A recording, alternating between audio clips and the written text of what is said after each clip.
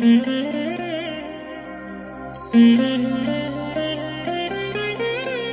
దినం పరము నుండి దిగివచ్చు మాట. ఇది నీ జీవితానికి వెలుగుల బాట. నీ ఒడిలో ఉంచబడిన దీవెనల మూట, అద్భుతాల ఆనంద ఊట. అక్టోబర్ 8.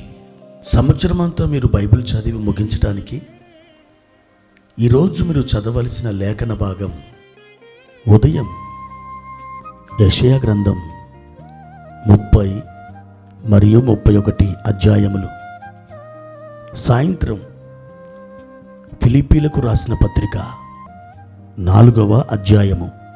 ప్రియమైన దేవుని బిడ్డలారా, ఈ ఉదయకాల సమయంలో ప్రభు యొక్క సన్నిధి మిమ్మల్ని బలపరచునుగాక. ఆయన తన అద్భుతమైన కృపతో ఈ ఉదయకాల సమయంలో మిమ్మల్ని ఎదుర్కొంటున్నాడు. ఆయన మీ యొద్దకు నడిచి వస్తున్నటువంటి ఆయన అడుగుల శబ్దం మీకు ఆత్మలో వినబడుచున్నదా? ప్రియమైన దేవుని బిడ్డలారా, ఆయన మిమ్మల్ని కలుసుకోవడానికి ఈ ఉదయకాలం మీతో ఆయన మాట్లాడడానికి ఇష్టపడి నీ యొద్దకే నడిచి రావడం నేను ప్రభునందు ఆత్మలో దర్శిస్తూ నమ్ముతూ ఈ మాట మీకు ప్రకటిస్తున్నాను. ప్రియమైన దేవుని బిడ్డలారా, ఈ ఉదయకాల సమయంలో ప్రభువారిచ్చిన ఒక వాక్యాన్ని మనం చదువుకుందాం. 37వ కీర్తన 5వ వచనం. నీ మార్గమును యెహోవాకు అప్పగింపుము, నీవు ఆయనను నమ్ముకొనుము, ఆయన నీ కార్యము నెరవేర్చును. ప్రియమైన దేవుని బిడ్డలారా, ఒక అద్భుతమైనటువంటి మాట దేవుడు మీకు సెలవిస్తున్నాడు. నీ మార్గమును యెహోవాకు అప్పగింపుము. ప్రియ దేవుని బిడ్డలారా, ఈ మాట ప్రకారం మనం చేయాలంటే ఒకటి మనకు ధైర్యం ఉండాలి, రెండవది విశ్వాసం ఉండాలి. ఎందుకని?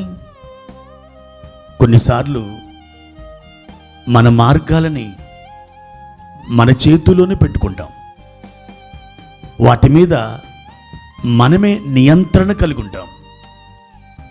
అయితే దేవుని వాక్యం చెప్తుంది, నా బిడ్డ, నీ మార్గమును నాకు అప్పగింపుము. దేవుడు ఈ మాట మీకు సెలవిస్తున్నాడు. మీ మార్గము ఆయనకు అప్పగించబడితే మీరు ఖచ్చితంగా దేవునిని నమ్మిన వారై ఉంటారు, ఆయనను విశ్వసించిన వారుగా ఉంటారు. మీరు గనక ఆయనను విశ్వసించకపోతే మీ మార్గాన్ని ఆయనకి ఎంతమాత్రం అప్పగించలేరు. మీరు ఆయనను విశ్వసిస్తున్నారు కనుక మీ మార్గాన్ని దేవుని చేతులకు అప్పగించడం జరిగింది. ఎప్పుడైతే మీరు దేవునికి మీ మార్గాలను అప్పగిస్తారో, లేదా మీ పనులను, మీ తీర్మానాలను, మీ నిర్ణయాలను, మీ పరిస్థితులను, మీరు చేయవలసిన పనులను, మాట్లాడవలసినటువంటి మాటలను, ఇవన్నిటిని కూడా దేవునికి మీరు ఎప్పుడైతే అప్పగిస్తారో అప్పుడు మీ కార్యము సఫలమవుతుంది. ఆయన మీ కార్యమును నెరవేరుస్తాడు. అవును దేవుని బిడ్డలారా, మీరు మీ కార్యాన్ని ఎంతవరకు నెరవేర్చుకొనగలరు? మీరు ఎంతవరకు విజయం పొందగలరు? ఎంతవరకు మీరు పరిగెత్తగలరు? ఎంతవరకు మీరు సఫలత పొందగలరు? లేదు, ఏమాత్రమును కూడా మీరు విజయం సాధించలేరు. అయితే మీ మార్గములను దేవునికి అప్పగించుకొని మీరు ఆయనని ఉన్నపలంగా నమ్మి విశ్వాసముతో, నిరీక్షణతో కనిపెట్టుకుంటారో అప్పుడు దేవుడు మీ కార్యాలను నెరవేరుస్తాడు. అద్భుతంగా మీరు ఆవలి తీరానికి చేర్చబడతారు. ఒక్కసారి వెనుదిరిగి చూస్తే ఇలాంటి పరిస్థితుల నుండి నేను బయటపడ్డానా? నన్ను దేవుడు ఇంత గొప్పగా పైకి లేవనెత్తాడా? ఉన్నతమైన స్థలములలో ఆయన నన్ను ఇంత ఆశ్చర్యమైన రీతిలో నిలబెట్టాడా అని మీరు ఆశ్చర్యపోతారు.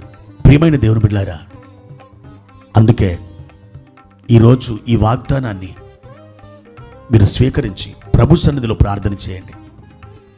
తప్పకుండా మీ జీవితంలో మీరు సమృద్ధి గల చోటికి చేర్చబడతారు. దేవుని హస్తమే మిమ్మలను అక్కడికి తోడుకుని వెళ్తుంది. ఈ మనుషుడు చేయలేని పని దేవుడు నీ పక్షంగా చేస్తాడు, చేసి తీరుతాడు.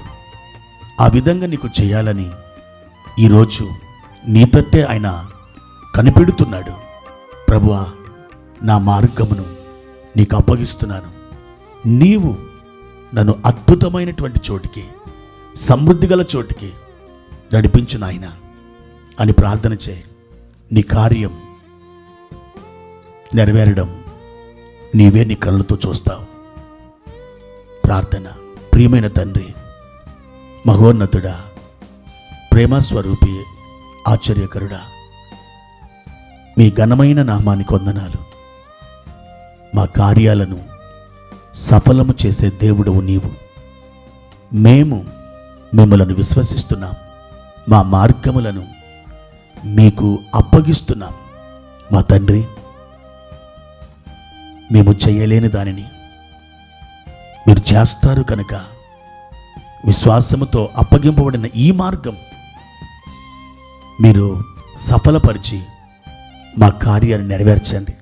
ఘనతయు మహిమయు ప్రభావములు మీకే చెల్లించుకుంటూ యేసు నామములో ఈ ప్రార్థన అడిగి వేడుకుంటున్నాము తండ్రి. ఆమేన్.